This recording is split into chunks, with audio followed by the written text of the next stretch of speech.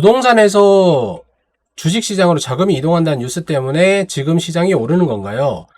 저거는 최근에 제가 스터디방 클럽에서 이제 질문이 한번 나와서 설명을 드렸었는데, 여러분들 이거는 사실상 말이 안 되는 겁니다. 보세요. 부동산, 그리고 주식시장, 이렇게 되는 거잖아요. 그죠? 여러분들 어느 게 거래하기 쉬우세요? 여러분들이 거래하기 쉬운 거, 현금화 시키기 쉬운 거. 1번이에요, 2번이에요? 미수몰빵님 같은 경우에는 어느 겁니까? 내가 현금화 시키기 쉬운 거. 1번이에요, 2번이에요? 당연히 2번이죠. 그죠? 그러면은 지금 정부 정책에서 이거는 상당히 잘못된 부분이, 여기 자금을 빼서 여기로 오겠다라고 얘기하잖아요. 그러면 부동산 시장에서 가격의 갭 차이는 엄청나게 떨어질 수밖에 없어요. 여기로 들어가야 되는 돈을 갖다가 주식시장으로 빼겠다. 이건 사실상 말이 안 되는 거고. 왜냐? 이거는 필수제예요, 필수제. 우리가 살아가는 데 있어서 주거 환경이라는 건 필수적인 거라고. 근데 주식시장이라는 거는, 주식 투자는 선택적인 거예요. 물론 부동산을 통해 가지고 뭐 갭 투자를 하겠다, 뭐 이런 부분이 분명히 존재를 하겠지만, 제가 봤을 때는 그런 갭 투자를 하겠다 이런 데는 사실 제 주변에 부동산이 많으신 분들한테는 이 얘기는 안 맞아요. 왜냐? 이미 오를 대로 올랐어요. 이분들은 오히려 지금 이 오른 시장에서 부동산을 청산하고, 그죠?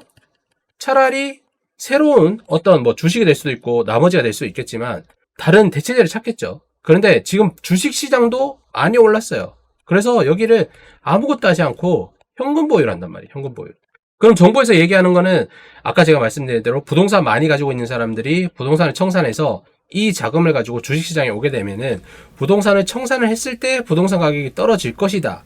요거에 대해서 판단을 하고 같은 건데, 택도 없는 얘기죠. 부동산이란 건 다시 한번 말씀드리지만 부동산이에요. 움직이지 않는 동산이란 말입니다. 그죠? 재산이 움직이지 않는다. 그러면은 아까도 제가 말씀드리지만, 요렇게 만약에 1만 가구가 있다고 칩시다. 대가구라 가지고 대단지인데, 여기에서 부동산을 통해 가지고 가격대가 계속 떨어지게 된다라고 하면은 시세가 10억이었을 때 괜찮아요. 근데 하나 팔고 두 개 팔고 세 개 팔고 10개만 팔아도 이 시세는 10%가 빠집니다. 10%가 빠진다고. 그러면 여기에서 지금은 대출을 못 내게 하지만 이미 대출을 낸 사람들이 있죠. 영끌족 이런 사람들. 이 사람들이 대출을 10억 중에 8억을 냈어. 8억을 냈는데 10% 빠지면 9억이잖아요. 이때부터 압박감이 엄청나게 달아온다고. 요 갭 차이. 연장에 대해서 재갱신을 해야 되는 시점에서 시세가 여기에 맞춰가지고 80% 대출을 해줬는데, 여기에 9억으로 떨어졌을 때 80%로 은행은 다시 한번 얘기할 거 아니에요. 혹은 70%까지 해준다라고 얘기를 하겠죠. 은행도 리스크 관리를 해야 되니까. 그러면은 이 8억에 대한 담보금 중에 일부를 갚아야 돼요. 그럼 이게 갚아지겠습니까? 안 갚아지겠죠. 그럼 여기에서 도미노로 더 빠진다고. 그럼 이 단지 전체의 시세가 받아주는 사람이 없다라고 하면은 계속 빠질 수밖에 없는 구조라며. 이게 사실상 말이 안 되는 겁니다. 이 경제를 조금만 이해하고 있다라고 하면은 사실상 말이 안 되는 거예요. 그러면은 더 사주는 사람이 있겠죠. 연끌하는 사람이 있지 않을까요? 이렇게 얘기할 수 있는데, 10억에서 지금 몇 %까지 대출된다고 했습니까? 40% 되잖아요. 그러면은 4억인데 6억을 현금을 가지고 있는 사람이 누가 있어요? 없죠. 이게 문제점인 거예요. 이게 문제점이라고. 심각한 거예요, 여러분들. 부동산에서 주식시장으로 자금이 운용된다. 이동해봤자 여러분들 얼마 그거 되지도 않고요. 지금의 중요한 점은 글로벌에서 한국 시장을 조작하고 있다. 이게 가장 큰 부분입니다. 글로벌에서 한국을 조작하고 있다.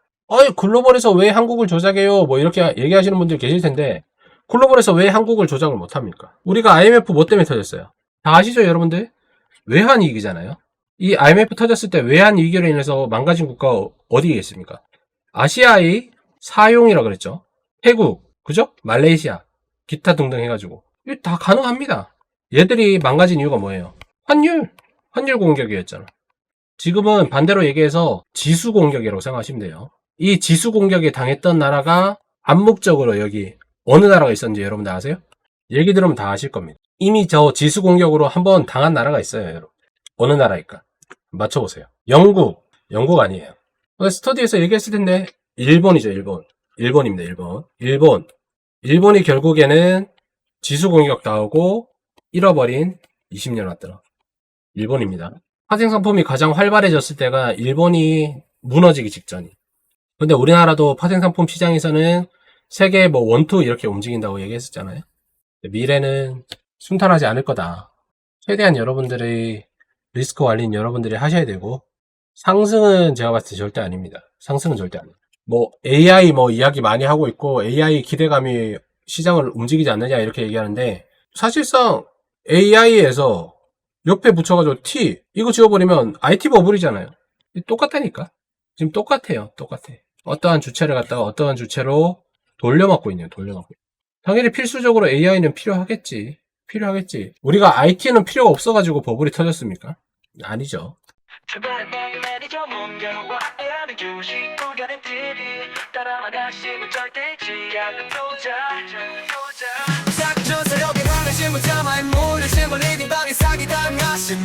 이제 모두 주식채를 차단하고